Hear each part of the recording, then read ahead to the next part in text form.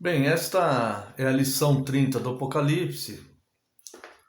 Infelizmente, o vídeo que nós fizemos na aula presencial, ele acabou se perdendo. Então, nós vamos fazer aqui um resumo da lição 30, tá? Um pequeno esboço aqui do que falamos na lição 30, né? No capítulo anterior, nós analisamos o milênio. Capítulo 20 do Apocalipse, ele fala sobre o milênio. Nesta aula, ou neste resumo, nós vamos abordar o capítulo 21. No milênio, nós vimos algumas teorias e vimos o que mais se assemelha com passagens bíblicas que dão apoio a algum tipo de pensamento, né? Então nós percebemos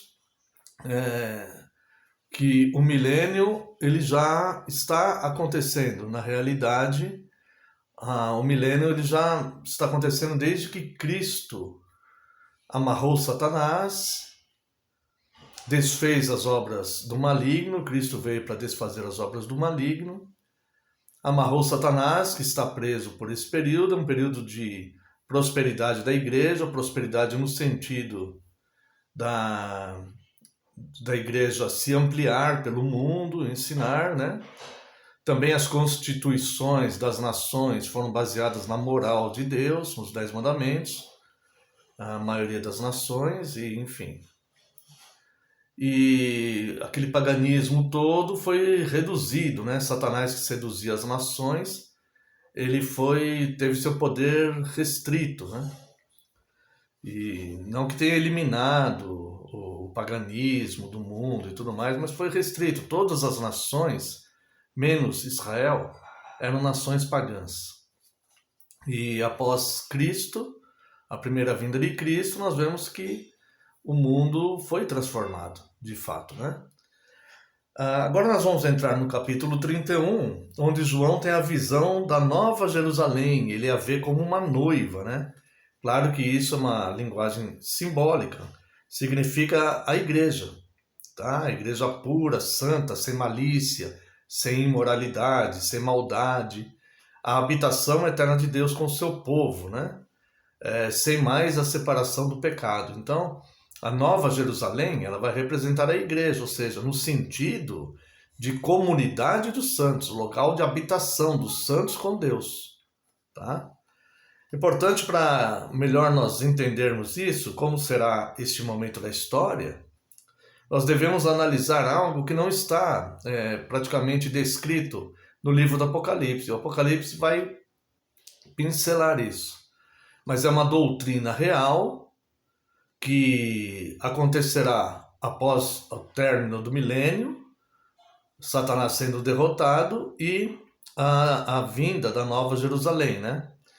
Então, a doutrina que nós vamos abordar, ela vai ser extra-apocalíptica, ou seja, estará fora do livro do Apocalipse. Nós analisaremos outras passagens, mas é um evento que está contido nesta mensagem do Apocalipse, que é o arrebatamento dos santos, tá? Então nós devemos analisar o arrebatamento dos santos, a volta de Cristo e o arrebatamento dos santos, a volta de Cristo e a ressurreição física dos que morreram no Senhor, né? Será um evento único. Tudo isso será um evento único, tá?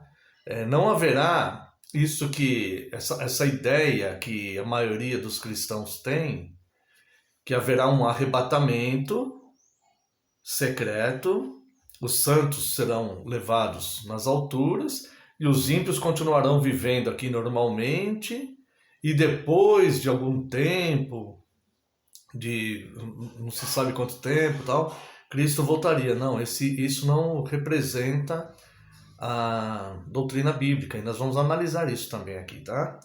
Então, o arrebatamento dos santos, ressurreição física dos que morreram em Cristo e volta de Cristo será um evento único, e não um evento com diferença de dias em si, tá? Eu quero ver aqui com os irmãos, até aproveitar, para nós entendermos por que não devemos, aqui vai ser até um exercício para nós, por que nós não devemos fazer doutrinas de versículos isolados. Essa doutrina, essa falsa doutrina do arrebatamento secreto, que ensina que alguns serão arrebatados e outros permanecerão vivendo aqui ainda por algum tempo, antes da volta de Cristo e tudo mais, ele simplesmente não é bíblico. E ele é baseado, eu vou mostrar primeiro os versículos nos quais ele é baseado, versículos isolados. Versículos que lidos somente de forma isolada, sem considerar o contexto, de fato vão dar a ideia disso. Mas se nós analisarmos os contextos onde estão esses versículos, nós vamos ver que essa doutrina não é de fato dessa forma, né? Então os que defendem esse arrebatamento secreto se baseiam basicamente em Lucas 17. Lucas capítulo 17, onde nós vamos ver aqui verso 34. Deixa eu achar aqui, irmãos. Lucas 17, versos 34 adiante. Digo-vos, naquela noite 2 estarão numa cama, um será tomado e deixado o outro. 2 mulheres estarão juntas moendo, uma será tomada e deixada a outra. 2 estarão no campo, um será tomado e o outro deixado.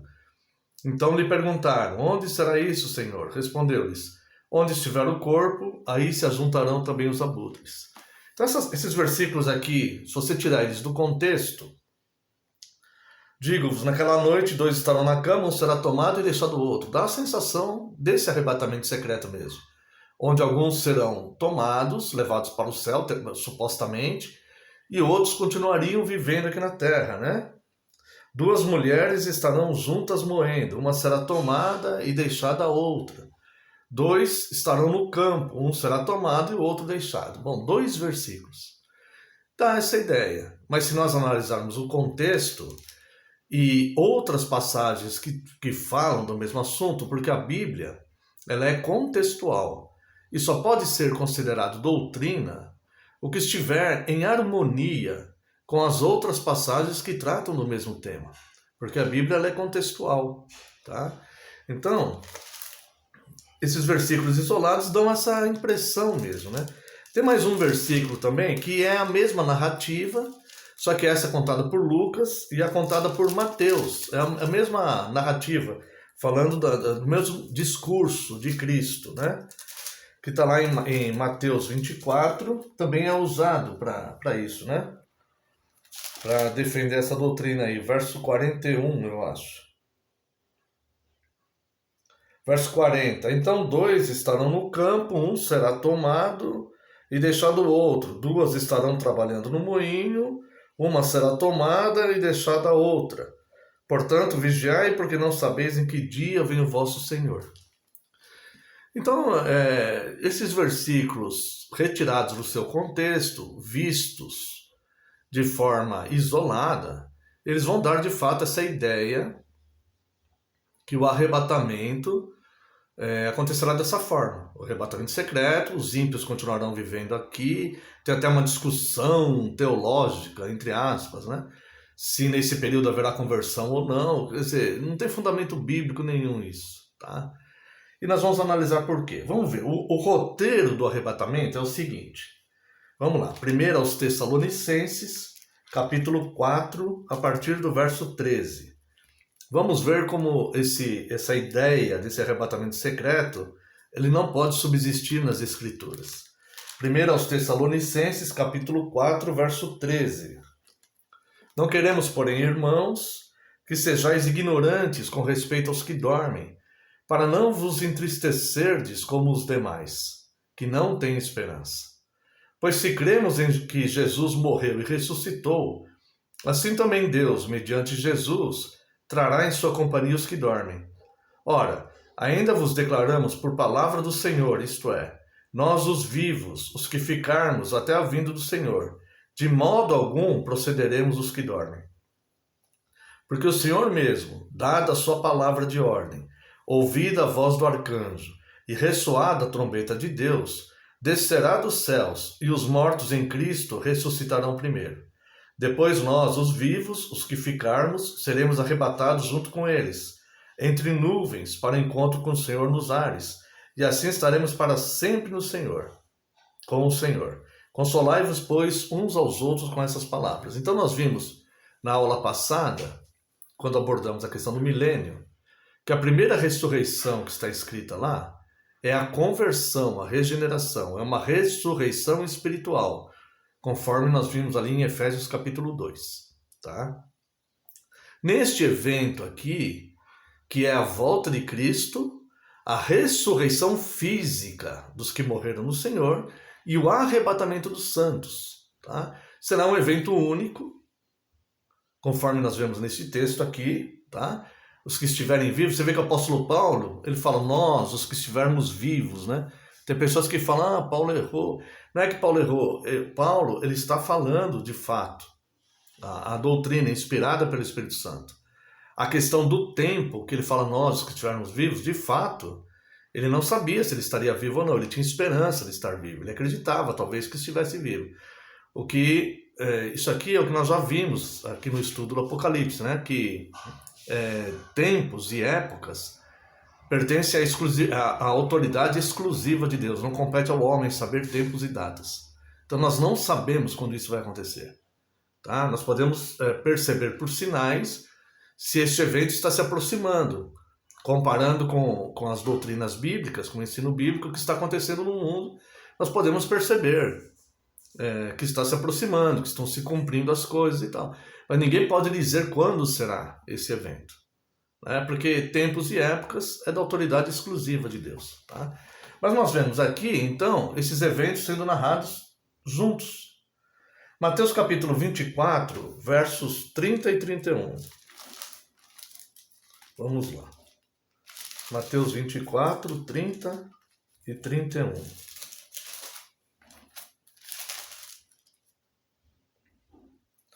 Então aparecerá no céu o sinal do Filho do Homem.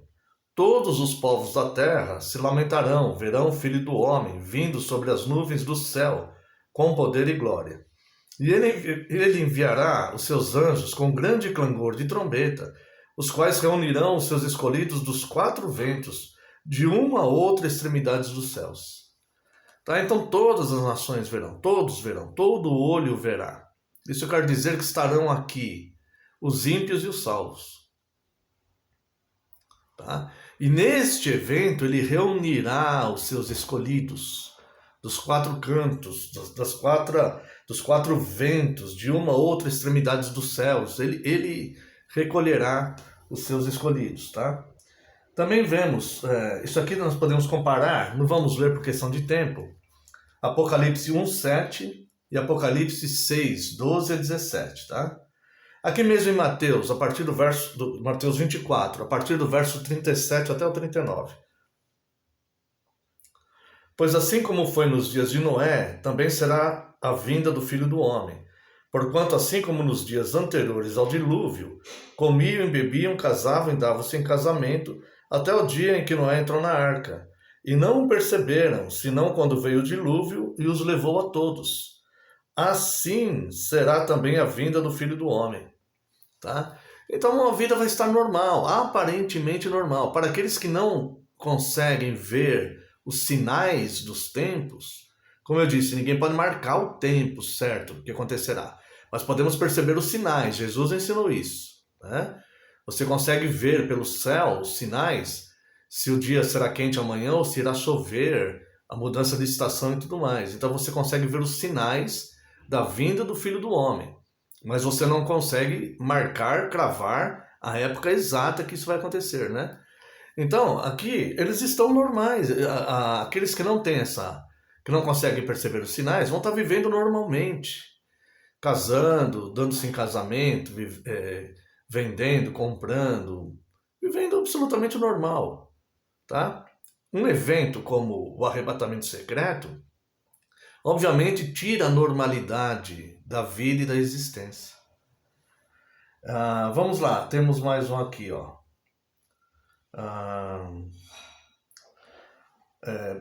1 Tessalonicenses 4, que nós lemos, fala da ressurreição dos nossos corpos, algo que a Escritura diz em outro lugar, que acontecerá no último dia. Então, a ressurreição daqueles que morreram no Senhor vai anteceder o arrebatamento. No mesmo evento, primeiro vão ser arrebatados os que morrem no Senhor. Primeiro. A Bíblia fala que primeiro. Tá? Depois haverá o arrebatamento. Bem, este evento que vai anteceder o arrebatamento daqueles que estiverem vivos ocorrerá no último dia. No último dia. Diz a palavra, Cristo ensina que isso será no último dia. Então esse arrebatamento ele não pode ser secreto e não vai haver continuidade de vida após essa ressurreição dos que morreram no Senhor, que antecede o arrebatamento. Porque isso acontecerá no último dia. Vamos ver lá, João 6,39. Evangelho de João, capítulo 6, verso 39. Olha só. E a vontade de quem me enviou é esta, que nenhum eu perca de todos os que me deu. Pelo contrário, eu ressuscitarei no último dia. Essa ressurreição acontecerá no último dia. Não haverá outros dias após esse dia aqui. Tá? Vamos ver também João 6,40. De fato, a vontade do meu Pai é que todo homem que ver o Filho e nele crer tenha a vida eterna, e eu ressuscitarei no último dia. Jesus repete isso. Jesus repete várias vezes isso. Vamos ver aqui. Verso 44. Ninguém pode vir a mim se o Pai que me enviou não o trouxer, e eu ressuscitarei no último dia. Último. Não haverá um outro dia após o último. Último dia. Tá? Vamos ver aqui o verso 54. Quem comer a minha carne e beber o meu sangue tem a vida eterna, e eu ressuscitarei no último dia. Tá vendo? A ressurreição daqueles que morreram em Cristo. Essas passagens estão se referindo àqueles que morreram em Cristo. Será no último dia. E ela vai anteceder o arrebatamento. Então o arrebatamento vai acontecer também no último dia. E a volta de Cristo, a ressurreição dos mortos que morreram em Cristo. Ressurreição física. E o arrebatamento dos santos será um evento único no último dia. Vamos ver aqui também, João capítulo 11, verso 24. João capítulo 11, verso 24. Eu sei, replicou Marta, que ele há de ressurgir na ressurreição, no último dia. Quando Cristo fala para Marta, Lázaro havia morrido, Marta, irmã do Lázaro. Cristo vai estar pronto lá para ressuscitar o Lázaro, mas Marta não sabia o que ele ia fazer. E Cristo fala, se creres, verás a glória de Deus. E ela fala, eu sei que ele ressuscitará no último dia. Marta sabia já dessa doutrina, que essa ressurreição dos santos seria no último dia.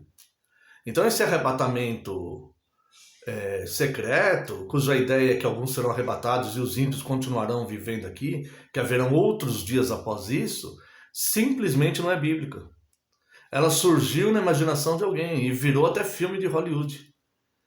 E é uma doutrina que eu não tenho dúvida que a grande maioria dos cristãos creem nela. Só que ela não é bíblica. Ela é antibíblica. Ela contraria, inclusive, o que Jesus falou a respeito do último dia. Bem, se é o último dia, não haverá uma sequência de dias desta mesma ordem de coisas, como são e serão, até o último dia. A volta de Cristo dará fim a esta atual ordem de coisas. O que talvez traga maior motivo de má interpretação sobre o arrebatamento são os textos isolados que nós vimos no começo, tá? Vamos observar esses textos aí que nós lemos no começo, que deu origem a esta má interpretação. Nós lemos os versículos isolados, que deu origem a essa falsa doutrina. Vamos ver o contexto onde eles estão inseridos. Vamos voltar lá em Lucas 17. Nós vimos os contextos, os dois versículos que tiraram do contexto e que deu a ideia desse arrebatamento secreto, Vamos ver o contexto. Não vai dar para ler o contexto inteiro, mas nós vamos ver o contexto aqui, tá? Vamos ver um pedacinho aqui. Vamos ler a partir do 34. Aliás, vamos ler aqui a partir do do 26. Lucas 17, 26. Assim como foi nos dias de Noé, será também nos dias do Filho do Homem. Comiam, bebiam, casavam e davam-se em casamento, até o dia em que Noé entrou na arca, e veio o dilúvio e destruiu a todos. O mesmo aconteceu nos dias de Ló. Comiam, bebiam, compravam, vendiam, plantavam e edificavam. Mas no dia em que Ló saiu de Sodoma, choveu do céu fogo e enxofre e destruiu a todos. Assim será no dia em que o Filho do Homem se manifestar. Naquele dia, quem estiver no eirado e tiver os seus bens em casa, não desça para tirá-los, e de igual modo, quem estiver no campo, não volte para trás. Lembrai-vos da mulher de Ló. Quem quiser preservar a sua vida, perdê-la-á, e quem a perder, de fato, a salvará. Digo-vos que, naquela noite, 2 estarão na cama, um será tomado e deixado o outro. 2 mulheres estarão juntas moendo, uma será tomada e deixada a outra. 2 estarão no campo, um será tomado e deixado o outro. Então lhe perguntaram: onde isso, Senhor? Onde será isso, Senhor? Respondeu-lhes: onde estiver o corpo, aí se ajuntarão também os abutres. Você está vendo que esses versículos isolados, esses 2 versículos isolados, um será tomado e outro deixado? Se você isolar ele do contexto, dá a ideia dessa falsa doutrina do arrebatamento secreto.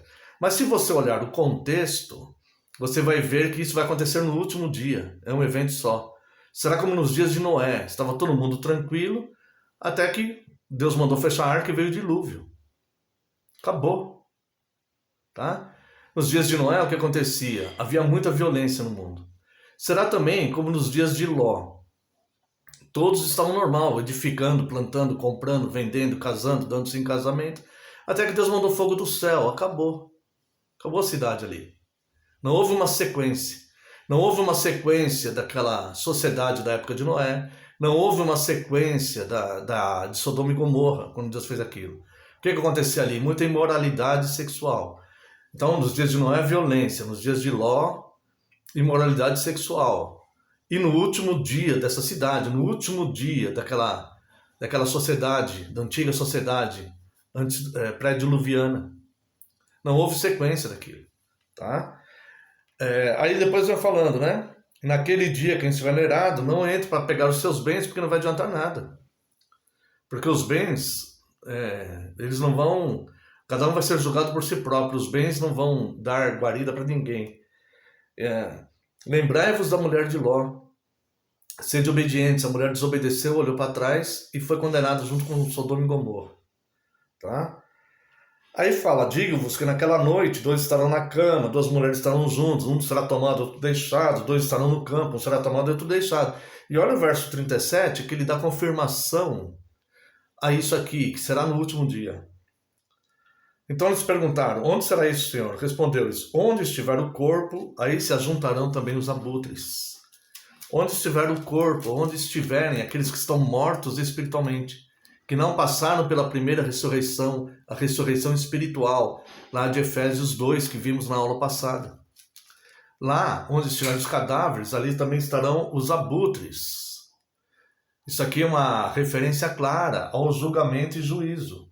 Tá? Os mortos atraem os abutres, que os consumirão, ou seja, a condenação destes será inevitável a partir daquele momento. Né? Então, não haverá mais uma sequência de dias, porque isso acontecerá no último dia. Os mortos que morreram em Cristo serão ressuscitados fisicamente no último dia. E este evento da ressurreição, que é no último dia, antecederá o arrebatamento. Antecederá o arrebatamento dos santos, daqueles que estiverem vivos.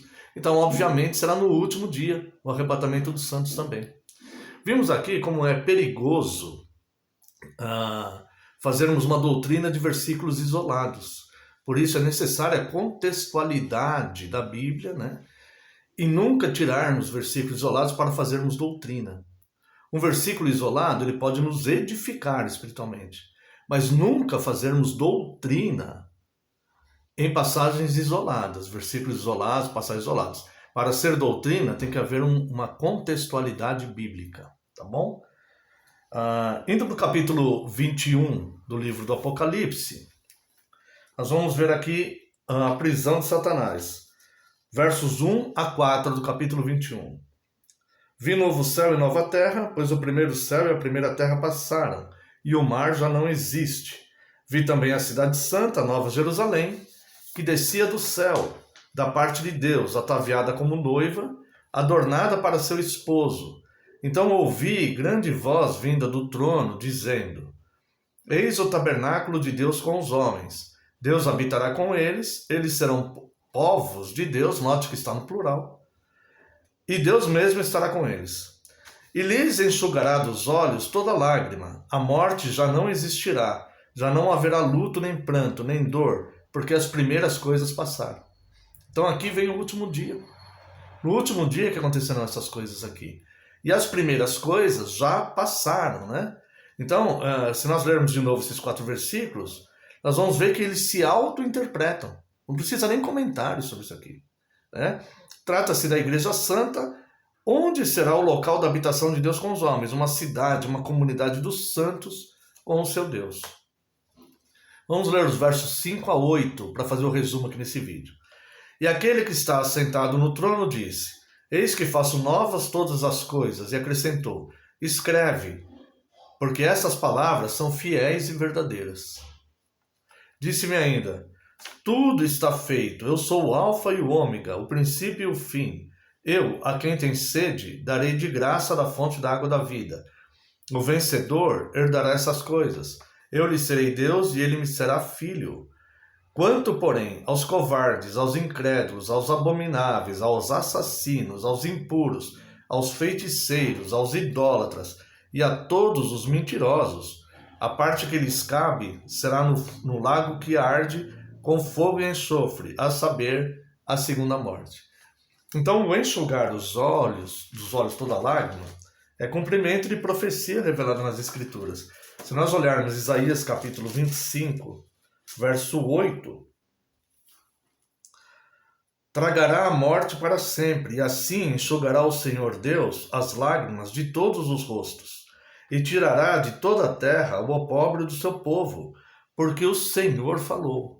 É cumprimento de profecia, né? Essa profecia também aparece em Isaías 61, 2.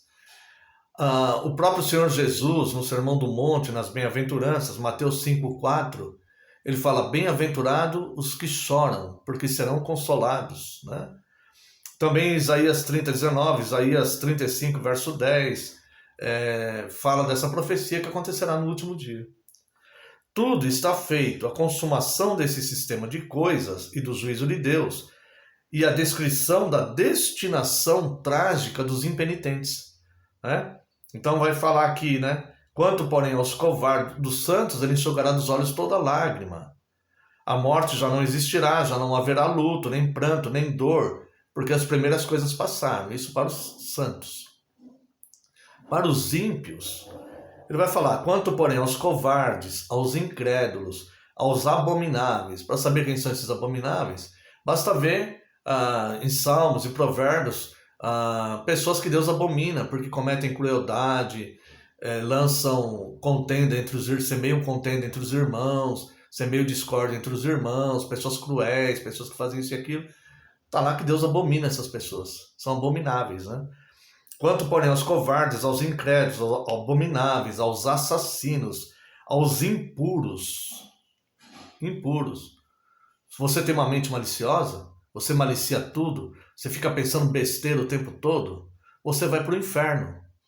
Então você tem que se retratar, pedir perdão a Deus, submeter-se a Ele e começar a pensar no que é bom, no que é de boa fama, no que é alguma virtude, nas coisas do alto, conforme diz Filipenses 4:8. Faça isso enquanto você tiver tempo. Não se engane e não se ilude, porque isso aqui não é brincadeira, tá? Aos feiticeiros, você gosta de fazer simpatia? Cuidado, simpatia é feitiço. Aos feiticeiros, aos idólatras. Você adora falsos deuses? Você adora um Deus criado na imaginação do homem, criado nas falsas doutrinas? Cuidado, isso é idolatria. E todos os mentirosos. Você tem o hábito de contar mentiras? Você tem o hábito de defender falsas doutrinas? A falsa doutrina é uma mentira. Todos os mentirosos, a parte que lhes cabe será no lago que arde com fogo e enxofre, a saber, a segunda morte. A segunda morte é a separação eterna de Deus. Esse julgamento será sem misericórdia e é irreversível. Não tem como mudar isso. Faça um apelo, irmãos. Busque santificação e busque compreender a doutrina, a sã doutrina, a verdadeira doutrina bíblica. Cuidado com as falsas doutrinas. Tá? Vamos ler verso 9 e verso 10, capítulo 21 do Apocalipse. Então veio um dos 7 anjos que tem as 7 taças cheias dos últimos 7 flagelos e falou comigo dizendo: Vem, mostrar-te-ei a noiva, a esposa do Cordeiro. E me transportou em espírito até uma grande e elevada montanha e me mostrou a cidade santa, a santa cidade, Jerusalém, que descia do céu da parte de Deus. Interessante um pensamento, né? Aparentemente um dos 7 anjos, quer dizer, aparentemente não, com certeza um dos 7 anjos, mas aparentemente ele já havia completado sua missão. E um desses dos 7 flagelos últimos, que tinha as 7 taças, chama João e mostra a nova cidade, né?